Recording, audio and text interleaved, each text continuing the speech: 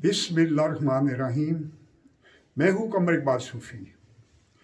मैं आज एक बहुत अहम मौजू पर बात करने जा रहा हूँ। उस मौजू का ताल्लुक़ हमारे सियासी निज़ाम से है।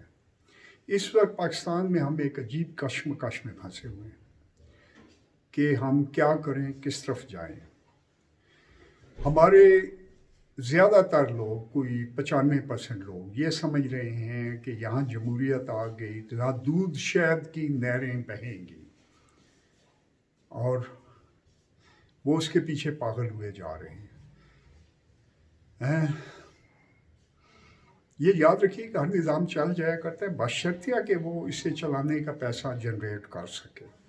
उसके बाद ये निज़ाम जो है सस्ता हो और एक आदमी डिपेंडेंट ना हो, इदारे हों वो इसे चलाएं।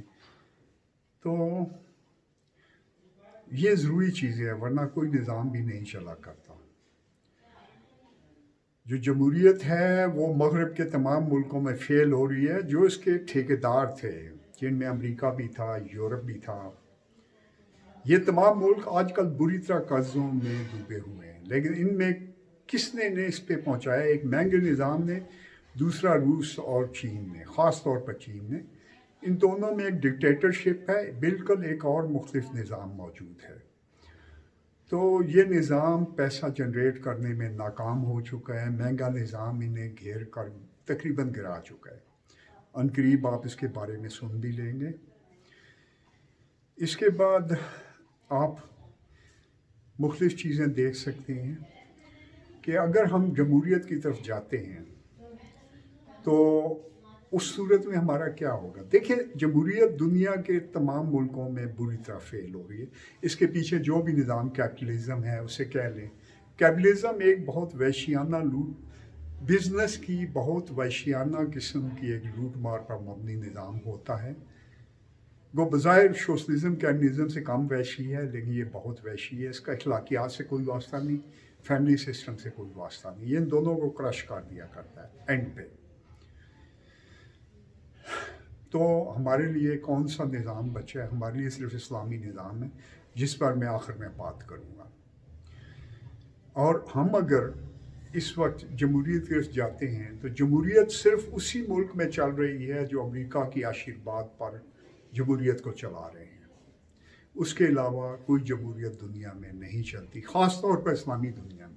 इस्लामी दुनिया के 3 अहम तरीन ममालिक हैं जो कुछ पावर रखते हैं, फ़ौजी और दूसरी पावर। उनमें मिस्र है, तुर्की है, पाकिस्तान है। इन तीनों मुल्कों को हर कदम पर जमहूरियत से भी रोका गया। मसलन मिस्र है, इसका मर्सी का क्या कसूर था कि उन्होंने इसे हुकूमत से उतार दिया सीसी को कहकर। उसके बाद आप देखें तो इनके 250 जो अख़वान मुस्लिमीन के बंदे थे उनको फांसी लगाया गया। फिर आप चलते हैं तुर्की की तरफ। तुर्की में क्या हुआ है? 2 दफ़ा तैयब एर्दोगान की जमहूरी हुकूमत को लड़ने की कोशिश की गई है, और पूरी तरह कोशिश की गई है, बहुत बड़ा पैसा लगाकर। लेकिन वो तुर्की अवाम चूँकि जानदार थे या वहाँ पे जस्टिस पार्टी वाले मजबूत थे, उन्होंने इसे बचा लिया। तो चूँकि ये मुल्क ख़तरनाक हैं, ये तीनों मुल्क, इस वजह से इन पे वो पूरी तरह अपनी चीज़ें डिक्टेट करते हैं। और हमारे जो मासूम भाई हैं वो मिसालें इंडिया की दे रहे हो। देखें इंडिया कहाँ पहुँच गया। इंडिया के पास $530 अरब के रिज़र्व हैं, फ़लाँ है, ये है, वो है। तो इंडिया पे भाइयों उसके ऊपर कोई $650 अरब का फ़ॉरेन लोन है, और कोई $1400 अरब से ज़्यादा, कोई $1800 अरब बनता है उसका इंटरनल लोन है। असल में इंडिया पर कोई $3000 के लोन हैं, $3 ट्रिलियन के। तो फ़ौज की इंटरफेस ना होने के बावजूद वो लोग कहाँ पहुँचे हैं। हमारे ऊपर तो उनकी ख़ास नज़र है। इंडिया तो इनका फेवरेट बच्चा भी था, जिसे अमेरिका आगे से खींच रहा था, यूरोप पीछे से, और $1200 अरब की इन्वेस्टमेंट भी कराएगी, जो अगर उसी रेशो से पाकिस्तान में 200 अरब की भी इन्वेस्टमेंट हो जाती तो पाकिस्तान इस वक्त हर बंदे की तनख्वाह 70-80 हज़ार रुपया होती, और एक बंदा बेरोजगार ना होता, सिर्फ इतने पैसे की मौजूदगी में।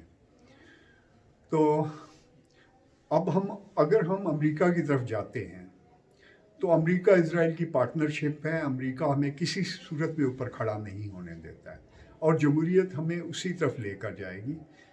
جبکہ چین اب 45 اکنامک زون پاکستان زونز بنانا چاہتا ہے اور 3 کروڑ سے زیادہ نوکریاں لے کر تیار بیٹھا ہے. ہمارے پاس اتنے بندے ہی نہیں ہیں جو ہم اسے دے سکیں. تو ہم نے نظام ٹھیک کرنا ہے. نظام کیسے ٹھیک ہوگا؟ اس میں چند باتیں کرتے ہیں. سب سے پہلے یہ ہے کہ ہمارے عوام کے شعور کا یہ حال ہے کہ بجائے 2 بندوں جنہوں نے یہ گن ڈالا تھا نیازی کے ساتھ مل کر، اسے گالیاں دینے کے بجائے، جن کا نام باجوہ اور فیض حمید ہے، ان کو بجائے گالیاں دینے کے یہ ساری فوج کو گالیاں دے رہے ہیں. بندے 2 خرابی کرتے ہیں، اور یہ کیونکہ یہ پولیٹیشنوں اور سارے کرپٹ لوگوں نے مل کر یہ سارا شور مچائے ہوئے، ان کو ڈر ہو گیا ہے کہ کہیں احتساب نہ شروع ہو جائے جو فوج کرنا چاہتی ہے. اسی احتساب کا حصہ ہے کہ ملک کی صفائی کی جا رہی ہے، افغانیوں کو نکالا جا رہا ہے، بہت سی چیزیں ہو رہی ہیں. تو یہ لوگ اتنا بھی نہیں سمجھتے کہ امریکہ جو ہے یہ اس کی طرف نیازی ہمیں لے کے جا رہا تھا، چائنا کو باہر نکال رہا تھا. چائنا کا 2 سال تک کوئی کام نہیں ہوا. جن بندوں کے وہاں پہ ٹرک اور دوسری چیزیں کام کرتی تھیں انہوں نے مجھے بتایا ہے، مجھے 8-10 بندوں میں جو وہاں انوالو تھے انہوں نے بتایا کہ آخری 2 سال میں کوئی کام نہیں ہوا. لیکن ہماری عوام اتنی بھولی ہے کہ اسی بندے کے پیچھے پاگل ہو گئی ہے جس نے ایک نعرہ لگایا ہم کو غلام ہیں، حالانکہ وہ مشکل غلامی کی طرف لے کے جا رہا تھا. تو اس سے پہلے یہ آپ کو کلیئر ہو جانا چاہیے کہ جمہوریت ہمیں کہیں بھی نہیں لے کر جا سکتی، اور نہ جمہوریت ہمارے ملک میں اس کو امریکہ چلنے دے گا. اگر فوج نہیں ہوتی اور جمہوریت آ جاتی ہے تو ہوتا کیا ہے کہ ہر بندہ جو ایم این اے ہے وہ 50-60 کروڑ ڈالر لگا کر ایم این اے بنتا ہے. آج کل مہنگائی کا یہ حال ہے. وہ اپنی طرف سے کون لگاتا ہے؟ وہ لگانے والے کون ہیں؟ وہ بلیک مارکیٹنگ ہیں، یہ فراڈی ہیں، ذخیرہ اندوز ہیں، کرمنل لوگ ہیں، ڈرگ ڈیلر ہیں. اس کے بعد آخر میں نتیجہ کیا ہوتا ہے کہ جب یہ لوگ حکومت میں آ جاتے ہیں تو اپنے جو انویسٹر ہیں، یہی لوگ جو بلیک مارکیٹ ہے، انہوں نے اکاموڈیٹ کرنا ہے نا. اس کے بعد جب بھی انصاف یا احتساب کی طرف بات جاتی ہے تو پھر یہ لوگ شور مچا دیتے ہیں کہ اگر احتساب کرنا مثلا نون آتی ہے جسے میں کمتر برائی سمجھتا ہوں. سب سے برا یہ نیازی کی پارٹی تھی، پھر پیپلز پارٹی ہے، اور یہ ان سے بہتر لوگ ہیں لیکن یہ بھی کوئی صاف نہیں ہے، ان میں بھی زیادہ تر کرپٹ لوگ گھسے ہوئے. تو یہ آ جاتے ہیں. تو جب بھی احتساب شروع کرتے ہیں تو پتہ کیا چلتا ہے کہ جہاں چودھری صاحب کے بندے پکڑے جاتے ہیں، چودھری صاحب آ جاتے ہیں، ساڑھے بندے پھڑ دیں، ایم کیو ایم آ جاتی ہے، تم ہمارے بندے پکڑ رہے ہو. ادھر فلاں آ جاتے ہیں، سرحد والے آ جاتے ہیں، بلوچستان والے آ جاتے ہیں. نتیجہ کیا ہوتا ہے کہ احتساب نہیں ہو پاتا. یہ 100 سال بھی احتساب نہیں کریں گے کیونکہ ان کے جتنے انویسٹر ہیں یہ سارے کرمنل لوگ ہیں. اس جمہوریت کو اتنا مہنگا بنا دیا گیا. یہ یہاں نہیں، باہر بھی یہی ہے. باہر دھکا چوپا کام ہوتا ہے، یہاں اوپن ہوتا ہے. تو آپ سیدھی بات ہے کہ ہمیں پہلے صفائی کرنی ہے. اور یہ جو حافظ صاحب ہیں سی این سی، انہیں چاہیے کہ یہ بڑی سختی سے ڈنڈا پھیریں. اگر یہ سختی نہیں کریں گے شور یہ لوگ اتنا ہی مچائیں گے. انہوں نے شور مچائے جانا ہے، انہوں نے باز نہیں آنا ہے. اچھا آپ انہیں ایک ڈنڈا ماریں، انہوں نے چیخیں آسمان تک سنانی ہیں. تو آپ ان پر سختی کریں، پوری طرح سختی کریں، اور جو بھی پاکستان کے خلاف ہو اس کو آپ نے کوئی لحاظ نہیں کرنا ہے کسی قسم کا. تو اس کے بعد آپ نے کم از کم 3 سال اور لگانے ہیں، ورنہ پہلے بھی احتساب نہیں ہو اس کا، اب بھی نہیں ہو سکے گا. تو یہ پولیٹیشین کبھی بھی یہ کام نہیں کریں گے، احتساب کبھی بھی نہیں کریں گے. پاکستان ایک بے حد امیر ملک ہے.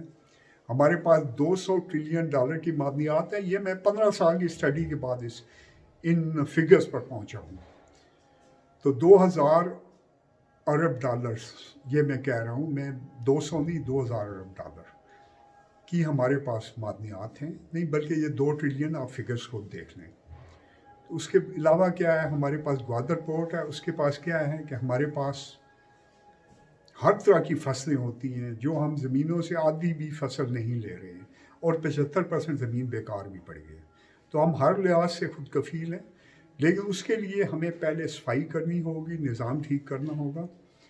تو نظام میں جو نوم چومسکی نے کہا ہے، بڑی آسان سی بات جو آپ کو سمجھ آ جائے گی، کہ اس نے بڑی سچی بات ایک کہی ہے، مشہور فلاسفر ہے امریکہ کا، کہہ رہا ہے کہ دنیا میں غریب ملک نام کی کوئی چیز نہیں پائی جاتی، لیکن جب کوئی ملک اپنے وسائل کو منظم کر کے استعمال کرنے میں ناکام ہو جاتے ہیں، اسے غربت کہتے ہیں۔ یعنی اصل مسئلہ جو ہے مس مینجمنٹ ہے، آپ نے چیزیں مینیج کرنی ہیں، وہ ہو جائیں گی۔ سستے سستا نظام دینا ہے، اور قاضی کے انصاف سے زیادہ کوئی سستا نظام نہیں، ہمیں آخر اسلامی نظام کی طرف آنا ہوگا۔ تو حافظ صاحب اس طرف دھیان رکھیے گا اور اس طرف چلنے کی کوشش کریں، اللہ کی مدد آپ کے ساتھ ہوگی۔ اگر آپ نے اس موقع پر احتساب نہ کیا اور اس میں کمزوری دکھائی، تو پھر نہ آپ کو اللہ معاف کرے گا، نہ آپ کو قوم معاف کرے گی، نہ آپ کو وقت معاف کرے گا۔ تو فوج یہ کام کر سکتی ہے اور کوئی دوسرا یہ کام نہیں کر سکتا۔ آپ نے چیزیں صاف کرنی ہیں، اس کے بعد آپ نے آگے چلنا ہے۔ اور یہ لوگ بھی یاد رکھیں کہ پاکستان کے ایٹم بم نہیں، یہ اسلامی دنیا کا ایٹم بم ہے۔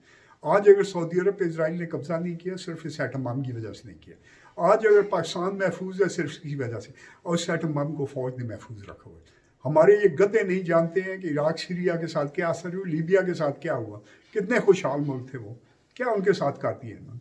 آپ کے ساتھ اس سے 4 گنا برا سلوک کریں گے، آپ بڑی پاور ہیں، آپ زیادہ بندے ہیں، آپ کو ہمیشہ کے لیے نہ غلام بنانا ہے۔ تو اس لیے لوگ تو ہوتے ہی، عوام ہوتی ہی جو بھیڑ بکریاں ہیں، جو اوپر بیٹھے ہیں، وہ سوچیں، اس پر غور کریں۔ ہم نے آخر اسلامی نظام کے جانا ہے، اور انشاءاللہ یاد رکھیے گا پاکستان میں ایک بہتر دن آئیں گے۔ یہ اس سے پہلے راحیل صاحب نے شروع کیا تھا 2015 میں، 16 میں ان کی حکومت توڑ دی گئی، باجوہ نے توڑی۔ تو عوام جو فوج کو گالیاں دے رہی ہے، اس کے بجائے ان کو باجوہ اور فیض حمید کو دیتی، جنہوں نے یہ سارا گند کھولا تھا۔ تو فوج کے مخالف بات ہو رہی ہے، حالانکہ ہمیں فوج پر فخر ہے، فوج ہی ہمیں بچا کر بیٹھی ہے۔ وہ نہ ہو تو یہاں امریکہ اسرائیل کی فوج آئے گی، وہ تیار بیٹھی ہے اس وقت بھی، ان کے ایجنٹ پورے ملک میں پھیلے ہوئے اور ہر قدم پر بیٹھے ہیں، ان کے بچے ادھر پڑھ رہے ہیں، ان کی ساری چیزیں وہاں پر ہیں۔ تو حافظ صاحب غور کیجئے گا، اور آپ کو ایڈوائز ہے کہ پوری سختی سے یہ کام کریں، کوئی لحاظ نہیں، جان ہر ایک نے دینی ہے، اللہ کو دینی ہے، اور موت کا ایک وقت مقرر، آپ نے مرنا ہے، میں نے بھی مرنا ہے۔ تو اس پر دھیان کیجئے اور پوری طرح اپنا کام کیجئے گا۔ اللہ حافظ۔